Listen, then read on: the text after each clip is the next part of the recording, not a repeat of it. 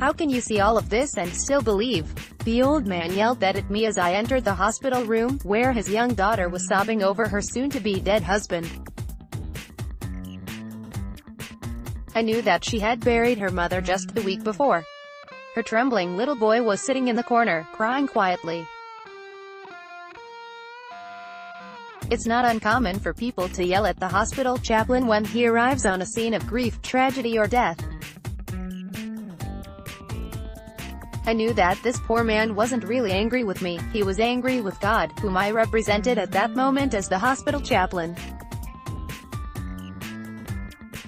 Every priest has had similar experiences. We become a lightning rod for the strong, negative emotions of others. In such cases, what, if anything, is the right thing to say? Or, perhaps we would do better to ask, what's the least harmful thing to say? What if the grief-stricken, angry, confused person, now disappointed with God by the impending loss of a loved one, is a young child? What if the child had prayed earnestly for the healing of a sick parent during a long and ultimately fatal illness? I raised that question because last week, while waiting to board a plane to speak at a medical ethics conference, I received this text message: "Hi, Father. I started a text group with some friends of X, a friend who is dying of cancer. She has young kids. All of our kids have been praying for her. How do we talk to our, and her, children if, when she dies?" That's never a trivial question, and it's made more serious because it's being asked on behalf of children. The Book of Job is a catalog of useless or clumsy answers in response to death and suffering. Priests, I must admit, are not preserved from useless or clumsy words in times of crisis. An elderly Jesuit told me about his first funeral as a priest, when he told the widow before the Mass, "He's in a better place." She yelled in reply, "I don't want him to be in a better place. I want him here with me and the kids."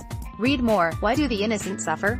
Pope Francis gives this answer, of course. Countless saints and scholars have written innumerable books, sermons and treatises on the connection between prayer, healing, sickness, suffering and death. I myself have taught university classes about this. And yet I'm sure that well-reasoned explanations, complete with diagrams, footnotes and a bibliography, would not help the children these parents, my friends, are concerned for.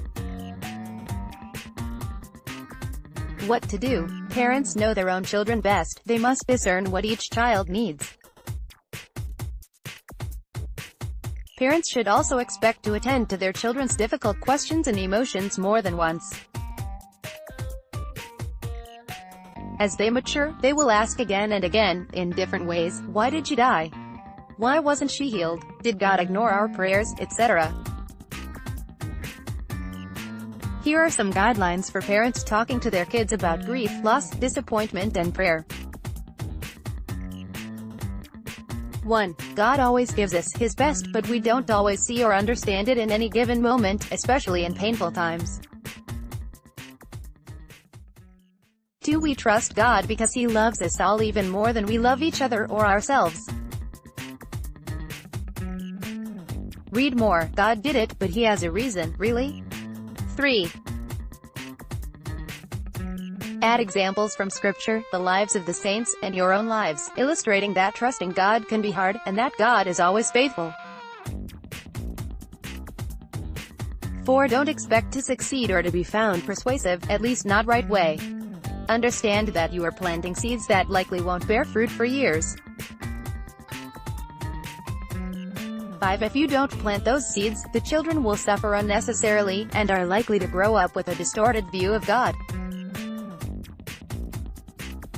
6. Reassure them that it's okay to have and express painful, strong emotions. Likewise, assure them that the emotions, which will pass, don't tell the whole truth about themselves, the world or God. 7. Teach them about praying for the dead and about the communion of saints. Read more. Happy Feast Day, Saint You. Yes, you. 8. Lead by example, practicing the corporal and spiritual works of mercy for grieving and struggling family and friends. Let the kids help with the family rosary, writing a card or condolence note, or preparing a meal. 9. A devotion to the Chaplet of the Sorrowful Mother can help parents to help children by pointing to Mary's trust in God.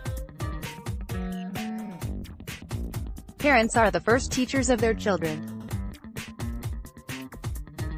Parents are also the first witnesses to the faith for their children. Children remember, for better or for worse, how their parents responded to sickness, grief and loss. Let's work together, with all the helps of nature and grace, to teach our children how to remain faithful and hopeful, in both good times and bad. When I write next, I will speak of an often overlooked aspect of the spiritual life. Until then, let's keep each other in prayer. Read more, Why Pray When Praying Doesn't Work?